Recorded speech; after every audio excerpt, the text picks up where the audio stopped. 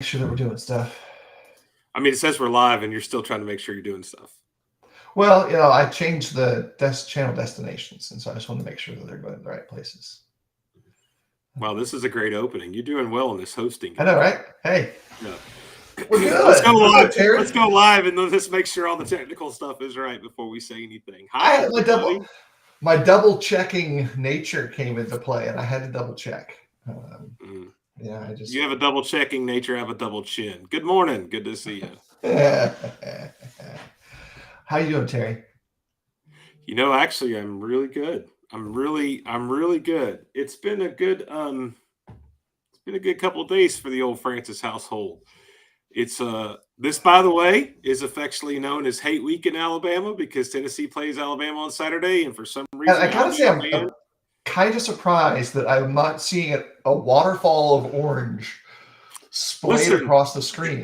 You have to know something about me. I've been so conditioned to be a loser over the last 16 years playing Alabama that I will not believe, much like the Florida game earlier this year, for those who talked to me about that, I will not believe we will beat Alabama until after it happens. And even after that happens, whenever that happens, hopefully in my lifetime, the next year, I still won't believe we'll do it. It'll take a couple of years for me to believe that we're like, I don't say things like we're back and all that kind of stuff because even though, man, this has been fun. And that's been fun. It's just been fun. Peyton was at LSU last week. He's going to go to Knoxville this weekend. It's still just like you're waiting for it to crumble and fall apart. So, and I listen, my life should not be so tied to Tennessee, but it just is.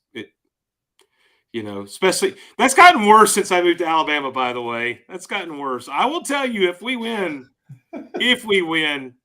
man, I don't know that I'll have enough orange on Sunday. It's just because, yeah. You'll pull out the orange overalls and orange. I'll put on my blue sport coat with some orange checkerboard overalls or something crazy like that. Yeah, let's go for it. Yeah. I was going to ask you what you're all about this week, but that's preset. Actually, answer there. Actually, what's funny is what's more important to me today probably is that 3:00 my daughter plays in a soccer game that's very pivotal in their chances to make the playoffs. And actually, that's the biggest game of the week this week. I'm gonna sit down hopefully and watch that and see hopefully pull for the Falcons, who went from winning one game last year to we got 6 wins, and we're going for number 7 today. That's right. It's a whole new season, a whole new set of opportunities for those girls, and yeah, I'm sure they're thrilled. Been fun to be a part of it. Been fun to be a part of it from a distance. From a distance. That's because that's just how it works. Yeah. So in a few minutes, the title is obviously forthcoming in the sense of what we'll be discussing. It's kind of foreshadowing the new release of Logos's 10th edition. It's like a 30th anniversary of their company. And that's important for those who buy their stuff because it's 30% off. Normally it's sales like when they do this new stuff, it's usually 20% off, but this time it's 30% off. I mean, that was important enough to suck me into actually upgrading. Interesting story about that. I'm upgrading, but I can't upgrade because my Mac OS is not upgraded. And if I had upgraded this morning when we figured that out, I would not be here right now. So,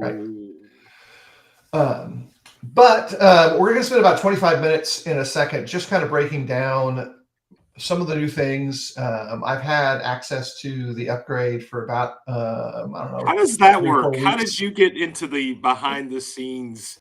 What do you do to do? I mean, who do you know? How did that happen? I don't know, probably 7 or 8 years ago, I just met someone who worked for the company, and technically I am an affiliate. But I never really care. I'll be open about this. If someone is an affiliate for anything, that means they get a revenue share of anything you purchase using their affiliate link. I never share those links because I figured out, I did the math. And if I do that to my friends who are almost all exclusively preachers who use Logos, they're going to be paying me to upgrade their software when I can send them a generic link, often that goes to a better discount, so they pay less, and preachers don't have any money. So I just don't do the affiliate thing at all. Let me say this too And I've about done Logos. reviews in the past, and I use the software, and at times I Do contact you them get a better about stuff. discount, by the way, being an affiliate? You get a better No, discount, don't you? no, the You best don't? discount I get is as an academic.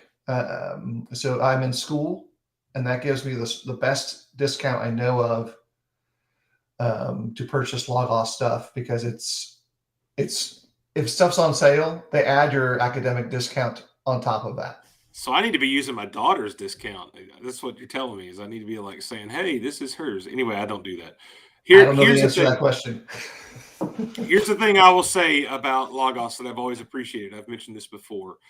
Like you said, preachers don't just have, like when I went in today, I did not do a big, huge update. I think with the discount, my update's around $500 and some dollars. And part of that is, yeah, part of that is, by the way, I know that sounds like a lot. And I remember 20 years ago, Phil, that was a lot, Well, it's still a lot. Still a lot.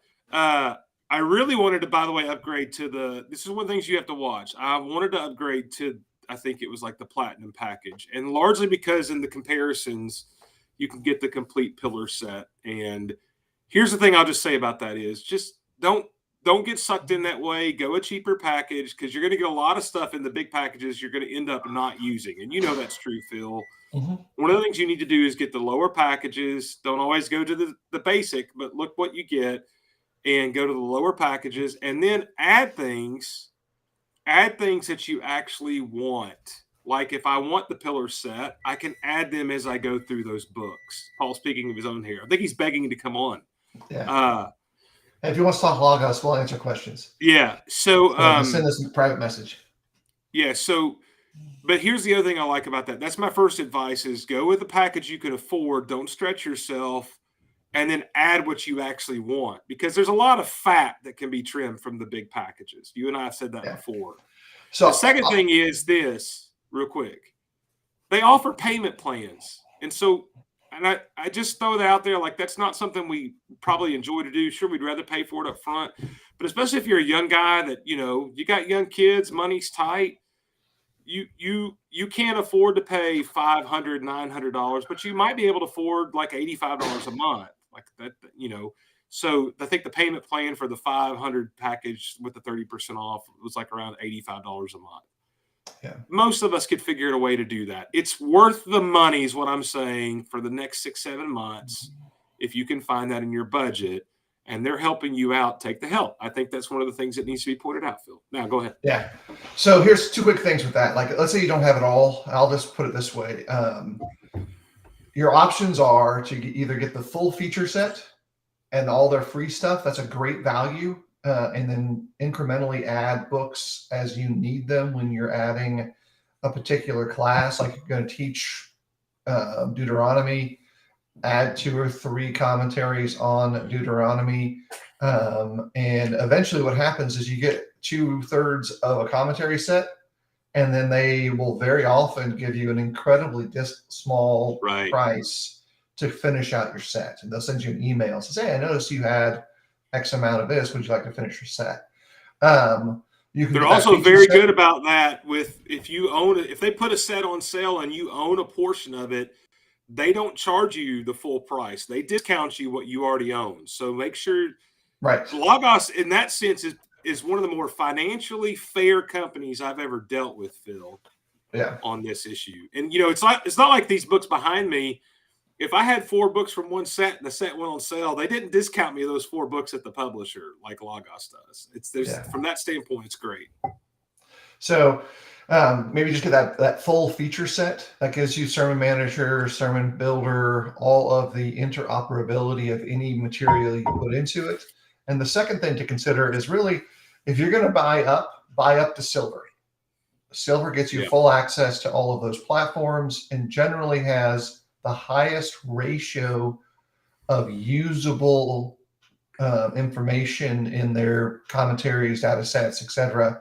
With the exception of a new one they added probably about 1.5 years ago. It's actually for preachers. It says preaching. And it actually has a stronger practical use feature set. And it kind of sets us across from, as they've set it up, you have an academic branch, which has a lot of language study tools. and the preaching branch, which has more communicative tools. And those two streams really lets you get in at a much lower price than you would for one of the standard packages to get the full feature set, because the feature set is the engine or the machine that works with all your material. So let's kind of get right into it. I went straight to silver. I did exactly what you said. Yeah. I purchased silver. And then you'll get into this, but the other thing is, like what you said, I want to highlight, as you go through and study a book, that's when you go in, and here's kind of yours and my secret we tell everybody when they say, well, how do I know what's a good commentary? Go to bestcommentaries.com, look at their ratings, then go to Logos and find the one that's affordable. You don't always have to go with the first one, because a lot of times they're going to be $69, $79. But usually in those top four commentaries by book that are great, Phil, there's going to be one or two that are in that $20 range that's more than going to be adequate to meet your need and give you some really good stuff. Yeah. So that's the best way, I think, to build your commentaries on Logos, is to do it as you're studying through the Bible. Make it to what is good quality study, because every set has some losers, right? Like the pillar set, like John, I think, is number one. That's great. Romans is really high, but there's some other ones that are in the 90s on bestcommentaries.com. So you're better off to go book by book and build your own kind of tailor custom set there.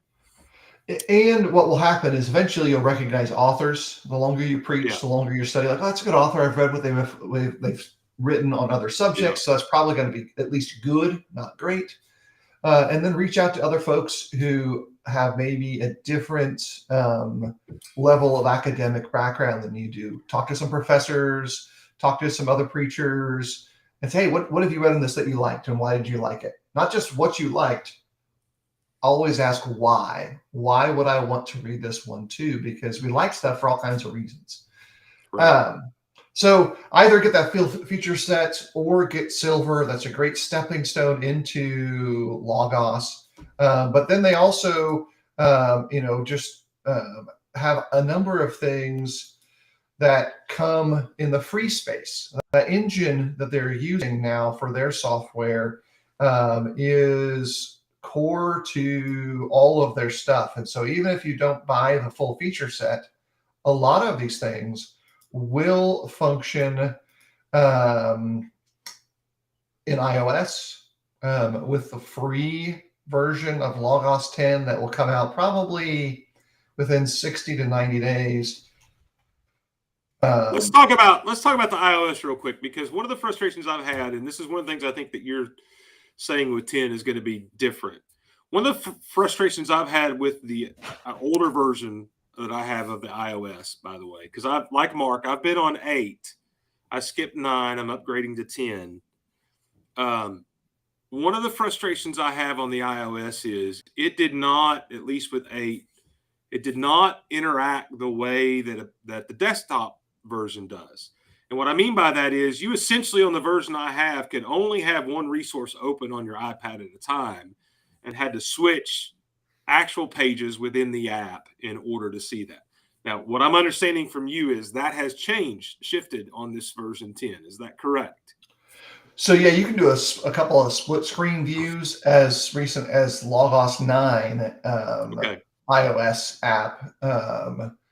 For let's say iOS, I'm talking about iPad. I'm talking about the same interactions on your phone. And so there's a mixture of, kind of different things there that you can do. But what I want to do right now is go ahead and just highlight a couple of things to show folks who are either preachers, Bible class teachers, interested in this stuff, and say, well, okay, what's the big deal? Why do you use it? Why are you excited about it? What are the advantages to it? And so you're excited because you're a nerd. That's why you're excited about it. Well, I mean, yeah, let's be fair. That's not incorrect information. And so this is kind of what I open up to whenever I open up Logos, and I'm going to start actually producing a teaching outline. I've already read stuff. I've already kind of thought about what's going on. I've already selected maybe some of the material that I'll be reading through as preparation for that series of classes. And so I'll open up and, kind of just start right into it. So this right here is my basic Bible class sermon builder layout. Sermon builder is what Logos calls your outline. And so you just say, okay, that's my outline. And for a Bible class, I've got a kind of a set template. They give you a couple, but right now this is pretty much what I tend to use. It's a mixture of core ideas from different other models of teaching. But what it does is this is my structure. So these might be considered your Roman numeral outline kind of key points. And so I've got I want to understand the text. In order to do that, I need to have a little text and context information, some interpretive, tidbits, some theology tidbits, how this is affecting the narrative, and then overall, what does this teach us about God? And then the text itself. These are like my main points from the passage. Usually like 3 or 4 main points that I want to say, this is what it's here. And then my application section is going to be like drilling it down. Okay, now what? These are the 3 things God taught us, 5 things God taught us. What do we do with it? And so this is what my outline would then look like. And then my next step with it is really simple. If I've got material in a folder, these are all my notes folders. So let's say this is going to be a class, I don't know, that's going to be in Judges. Judges is going to open up, and these are all the notes that I've made keyed into the text and attached to my Judges folder forever. And so this is all of them. And so let's say here I am, I'm going to do some stuff in here, and I might bring one of these notes in there. Because in Judges 6, 23 to 28, that's what we're teaching, and I'm going to bring that in. And my textual notes like this are always like, what's in this verse? Why is it different? What's the language going on? Someone said something really interesting in a Bible class once, and I made a note about it, and it's keyed to a verse. And so those are going to come in. They've also added 2 new features. This actually shows you the version history of the document, and you can kind of go back in time to when you changed it before. And that's super important if maybe you accidentally deleted a chunk. Let me stop you because I'm getting a couple of messages. Your screen share is not working. So. Okay. It's not showing the pop-ups. That's what's going on. It's not, they're not seeing the screen at all for whatever reason. In fact, when I pulled up on Facebook, it seems like our image is frozen over there, perhaps. All right, let me take a look at it. Well, nope, it's not, we're not frozen, but it's just 2 of us. Let me try this. Huh.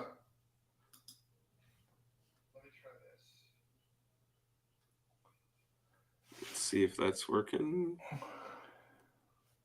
It's working, but it's a little small. But yeah. So now let's see if I can bump it around.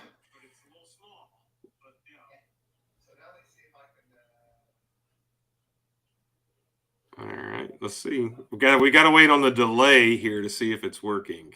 Yeah. Or is it just going to leave it like that? That's interesting.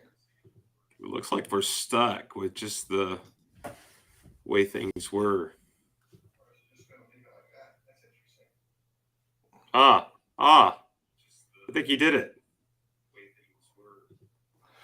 All right, we'll go with that. Yeah.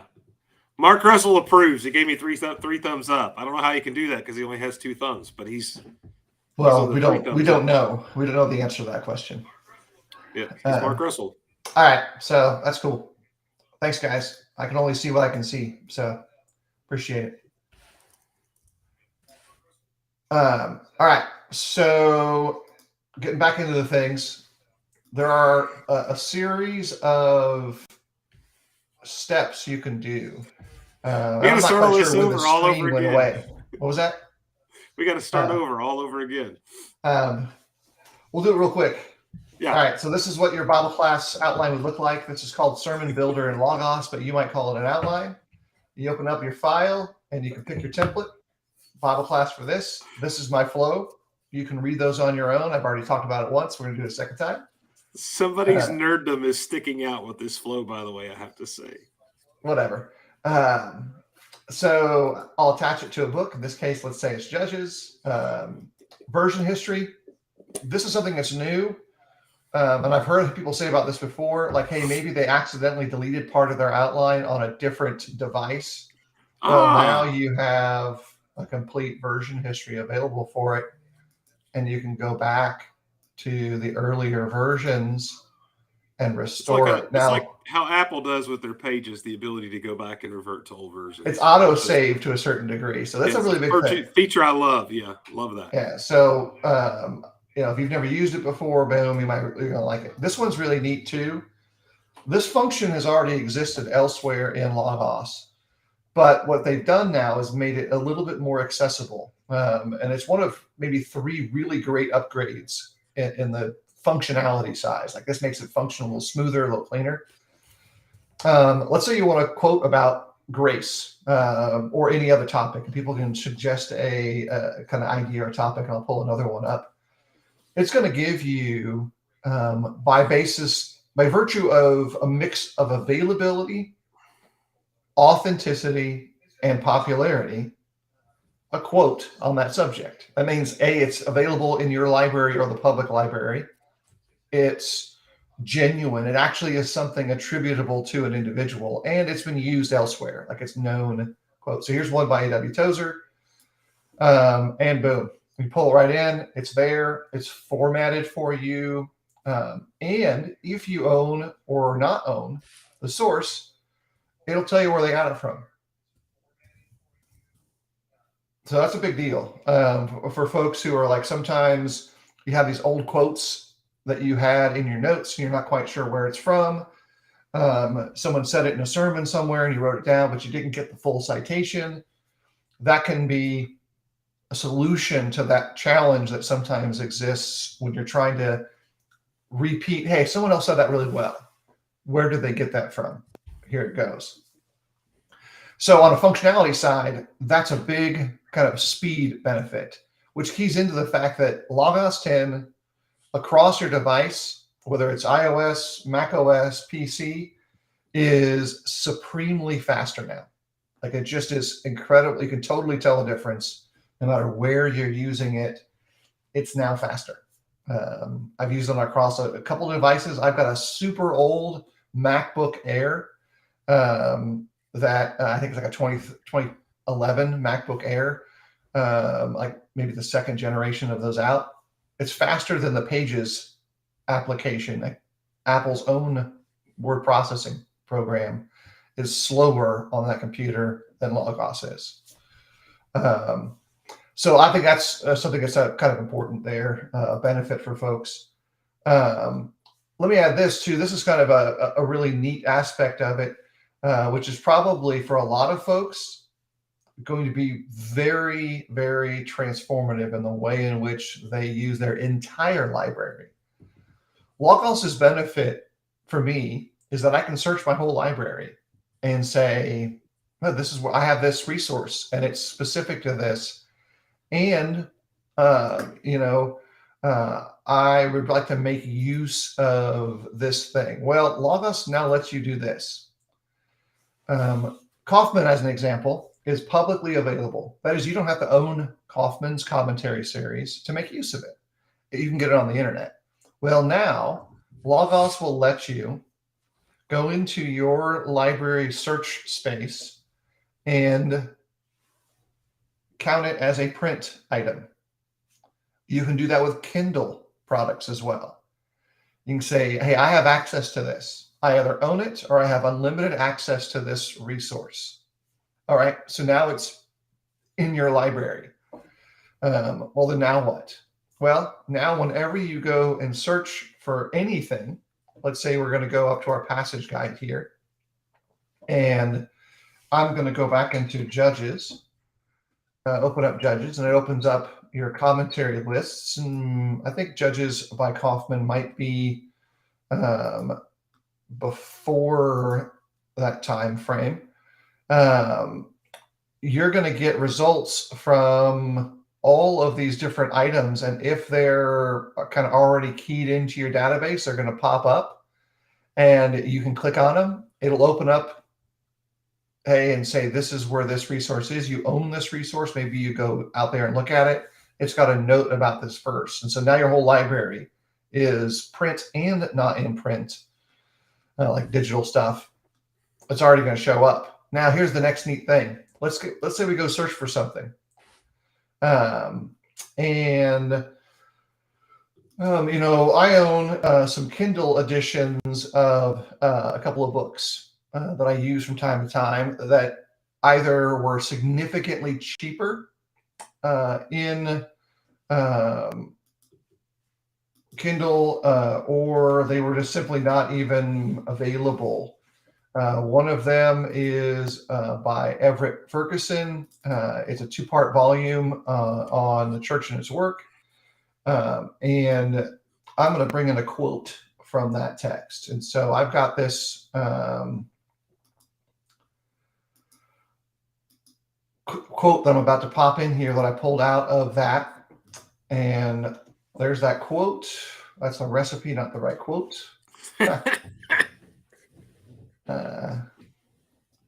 That's fantastic. Isn't that excellent? That's a recipe. Yeah, that's a great recipe, by the way. What was that for? I saw poblano in it. Brisket in the slow cooker. There we go. And so this is the citation coming in from Kindle, just as it would be there. And I'm just going to kind of pull off the citation space. Now I type that in there. It's going to start bringing it up. It's going to look for it and say, hey, where is this quote? Where can we find that? And you might find it this way. You say, well, man, I had all those words. Why didn't I find the exact quote? Well, you can use all your Google skills and say, I only want to find exactly that statement. Where did that statement come from? And so it's going to try to bring it up and say, where is this? Well, you can go into your media, pull it out. And if you own that resource and click it in there, it's going to pop it up. If you don't own it, it's not going to show up. You can say, well, you didn't click that you owned it. And so all you have to do is make sure you go through each of those individual bits of material and add them to your library. So if you have a huge print library and those documents are duplicated and available in Logos, all you got to do is click them. You can now search them. They'll even bring up the source and the page where it's located in the print edition of the text. And for folks who are big Logos users and have big print libraries, that's kind of makes your print library join your digital library and come right into it. And you can pull it all in and just pop them right up. Let me pause for a second. Terry, do you have any questions? Other folks have questions? You're not saying anything, and I'm talking too much. Oh, I'm just sitting here listening to your and also enjoying that quote didn't come up, so I don't know what you didn't do right. So I was kind of I probably didn't hit the enter button. Let me find this other one. Yeah, you might have had a better chance of finding the brisket recipe. Yeah, that's true. So, yeah, I think that sounds great. I think what's really funny is I was also laughing because like half of my library is not available in Logos. So just to point out, if your stuff's not part of the Logos system, you can add that in, just to make that clarification. Yeah. And here's another one. I'll do this one real quick. This is another Ferguson work. I don't know if I put this one into the library yet. Because again, a lot of these features just opened up. And so let's see if we can go into all. 0 results. So that means that the resource may not be. This is a really great feature that Phil doesn't know how to work, is what this means. No, I just had to put it back into the thing, and it was trying to search the old stuff. So here it is. This is the quote from There it is. It worked Ferguson. finally.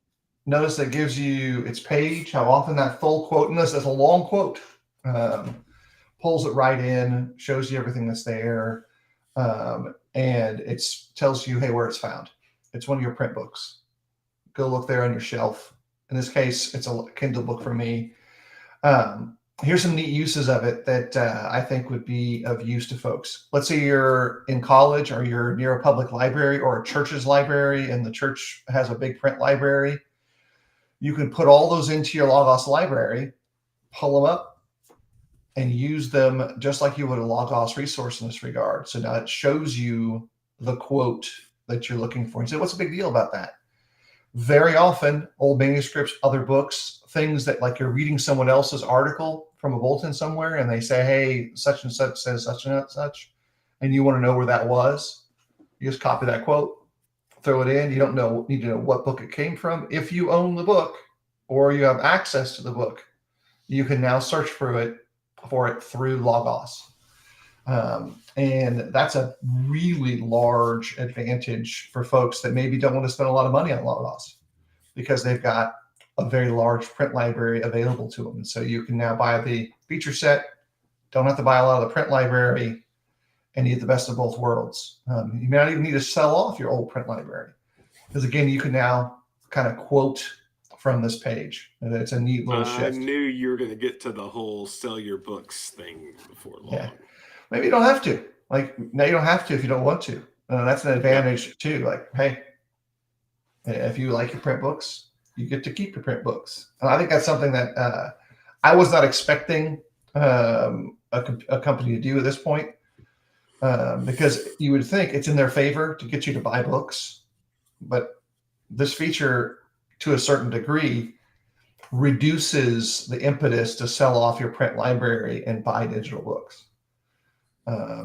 There are still advantages to the digital edition, I'm sure, but for people who are like dollar conscious and don't have a lot of money to spend, this can save someone, especially a young preacher who maybe knows an older preacher who's giving his library away. You can save a lot of money this way. And so I think that's a big deal. Yeah, I think the thing to point out to, like, again, the young preachers is to go ahead and invest in this soon and start learning how to use it. I invested in it a long time ago and didn't learn how to use it until probably the last 3 years, and it's made a big difference in my study and my ability to understand things. And while this isn't a feature, I just wanted to real quickly explain that, what you have up there in your basic setup for people that aren't familiar is obviously you have your passage guide all the way on the left of the screen, which is going to open all your resources. And if you scroll down there, it gives you a lot of options in the passage guide. You can even get into word for word and those kind of things, and even graphics. But I believe, if I remember the icon right, you've got the exegetical guide open right next to it, looks like, although you don't have that linked. If you'll notice the A's, those are hyperlinks. So if he does anything, let's say in his main Bible window, English Standard Version, it's going to make his text comparison, his passage guide, and his copy verses go to the same text. That's one of the advantages. But all this is important because what you have is, in this one screen, you have the ability to open up 10 resources with 10 different clicks, whereas before I'd have to roll back and forth to my shelf behind me 10 times to pick up another book. And I think that's the thing to just kind of explain how this works. The other thing for me, Phil, is just about Logos, and again, this is great, the upgrade, just to sell it again to guys. This is kind of the typical sales pitch. At my point in life, and this, I work half a day in my office, half a day at home. But when I pack up my laptop, my library goes with me. A couple of weeks ago, I was in Florida for about 4 days, got to go watch my daughter play soccer, got to see, the Mike Pence dinner and all that kind of stuff. My library went with me. That's the major advantage to all of this is, I know guys like Edwin love to have a book in their hand, and that's fine. I would suggest to you find guys like Edwin that like a book in their hand and sell your books to them and invest in Logos. That's what I would suggest if you can, because this just makes life easier for everybody. Yeah, and what you can do, I was just demonstrating this. It should have changed behind us. You can set up a series of layouts based on whatever it is that you are needing to do. And so often I will key them to things I do regularly. things that might fit my annual theme, things that might fit a project I'm working on for the future. And I save the layout with the books that I want open for that layout. And so if I'm trying to get better with my Hebrew reading for one of my classes, then I open up this and it is already pre-laid out with everything I need and nothing else. If I need to go back to a basic layout, then I can go right back to a basic layout and it's right there. And what I can tell right now is how much faster that process is in Logos 10. Before, there was lots of pause for it to pull all the material back up. It gradually would open back up. It would take a couple seconds. You say, what's the big deal? Well, each time you search for something new, it starts slowing down the process. So this has been just a super effective thing. It also gives you some additional, if you have favorite Bibles, favorite translations, now they are set off to the side as well here. And so they'll always be available for guys that use 2 or 3 translations regularly. You can now go there. And for me, that's the NET and ESV are the 2 that I tend to want to be able to pull up right away. And so they live there. They're just kind of the standard.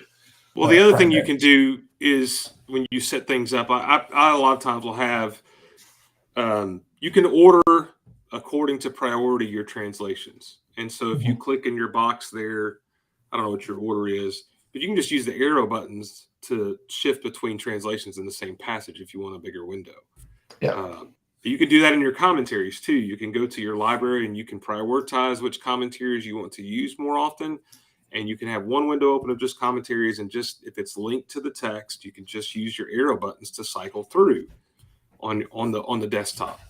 Some of that stuff when you're studying, you learn those little things, Phil, as you can say, or can also validate, is it saves you a lot of time. It's a ton of time. If you're digging into one passage, I sit here with my scripture open and my commentaries open, and it allows me to cycle through 10 commentaries on one passage the whole time. All right, so here's one more thing that is new in Logos 10 that's especially valuable if you're working in a multi-language context. Maybe you've got a congregation that is bilingual. Maybe you're preaching overseas. Maybe you're working and teaching a Bible class, and you've got an audience that has a couple immigrants from different countries. You yourself just moved somewhere. It can now take whatever is on its primary page and Can you say that for us? Can you read that for us? La prière de Salomon pour la sagesse. Salomon fit lancer, mettre les mains avec Pharaon. Je parle français a peu. It's been a few years. French is one of my high school and early college languages. One of Phil's 8 languages, as he's I can butcher that one. But you can do, just a whole spectrum of things. This will be very valuable for Americans going over to the Philippines to quickly. Now, look, this is just Bible text, but let me show this. Let's say we're going to go ahead and open up our library here, and let's go Melvin Curry. We're going Melvin Curry today. Yep. And so we'll pull up something from one of the units here. And say, oh, we got this thing right here. What's going on with that? Well, let's. I want to translate that into Tagalog. So I don't know about you. I think that's a pretty big advantage to. I think it's neat. I can't read it, so I couldn't use it, but I could copy and paste it pretty well. That would be. That's the point. Like, you can copy and paste it, or you can have this running in a Bible class with someone and say, hey, I used to be a student in Melvin's Bible class, and he wrote an article on this, but your English may not be there. Here it is, roughly translated.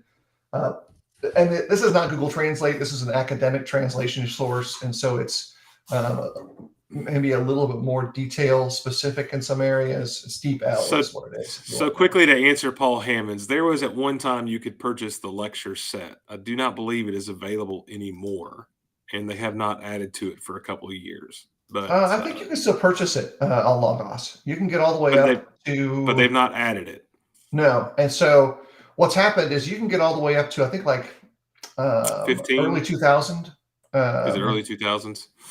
But everything after that was made available for free by Florida College last year. And you can download those as PDFs up till the 2020-2021 lectures, which are like the same lectures, just spread, bumped out a year. And you can get those free as PDFs, and you can pull your PDFs into Logos, and it will translate them too. It'll open up a PDF as part of your own library. They are available from 74 to 11 for $110. Yeah. They go on sale. Sometimes you can find them on sale, just like anything else on Logos. And both Florida College Press and Ward, DeWard Publications are working to try to get more of their library in Logos. I know there's a direct effort to take some of the FC Press stuff and make it more available in Logos. And so, yeah, because one of the things is this does require from the publishing side, it requires the publisher to do a different kind of setup for Logos to use it. And I'll just throw this out there. I remember when the FC stuff was done, it was really done because of an alumnus that decided to put the effort in to reformat and to enter everything with a couple of friends' help. To get that available. So that's one of the reasons that's available is from the ones that are until 2011. Right. So this is for those who want to know. Logos has also opened up a pre-publication system where you can, as a publisher or a purchaser, bid to pay for things to be produced in a Logos format. And publishers can put it out there as kind of a GoFundMe. A purchaser can say, hey, I would be willing to pay this much if they would build this for me. And when the interest gets high enough, Logos will contact the owner of the property and say, hey, let's negotiate a deal. And that will get published into Logos. There are at least two formats that Logos uses. There's like a Kindle-ish version, which is similar to, which is all their Faith Life publications. That does not have the same level of interoperability that a Logos product does. And the Logos product essentially requires them to reformat the book as both a print publication and a database, where the words themselves are given individual unique identifiers throughout the entire text. Roughly, that's essentially what takes place on the back end. Yeah. So that's just kind of something I think is valuable for folks, especially as congregations across the U.S. are starting to demographically shift, and you're starting to see rise in bilingual congregations in the U.S., a rise in available students to study the Bible with you that may not speak your native language if you live in certain metro areas. You talk about like the churches in New York City, churches in Toronto, churches in Atlanta, churches in big cities.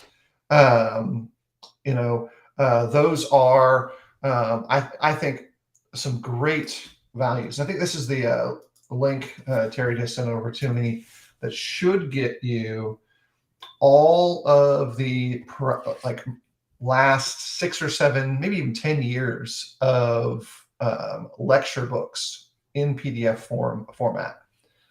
And so I think I said, was it the last 10 years? Like 2021 to 20. It's 22's even out there, by the way. So, yeah. Of course, 2021 doesn't exist. But I think 2010 to 2022 is available, as well as some other material that's older on there as well. Several older things. Some of the old FCC lectures from the 50s are in there. Correct. I mean, there's a lot of stuff that you can get that they've just decided, hey, this would be a useful thing, and we've archived it, and the best use of it is to give it away. And that's a pretty normal thing to take place as publishing rights diminish over the years. Well, and they've quotes. still got boxes of books from like the 70s. They're selling for $1.99 on their website because that's the nature of the lecture book. Print material has moved off of a bulk purchase and hold to sell to a print on demand.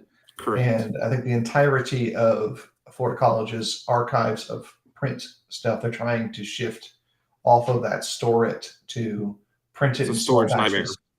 Yeah. Yep. So anyway, getting back to the Logos stuff, I'll add this: if you want to have questions about how you're losing Logos, or you want to talk to me aside from these live broadcasts, hey, like I want to do this or know how to do this, send me a note. I'm always happy to try to figure out your unique use case. Yeah, issues. to be clear, nerdy Logos recommendations or questions go to Phil. Sport questions go to me. That's how we do this and do the work. Yeah. But let's be fair. You, over the last couple of years, have really taken the time ruin to my use it a lot reputation, more. please. Don't ruin my reputation, please. It's ruined by association. No. That is true. My reputation has taken a hit by association. That is correct. Don't feel like you're the Lone Ranger there. So that's it for today. I just wanted to kind of put some information out there about it, show a couple of these features. If you're going to go the shorthand version, I'll tell you this. Regarding Logos 10, there's a couple of key updates. It's faster across the board. The UI now matches the UI of the rest of your current operating system, so it's going to feel the same as everything else in your computer. It does a fair job of rapidly translating anything it has digitally available.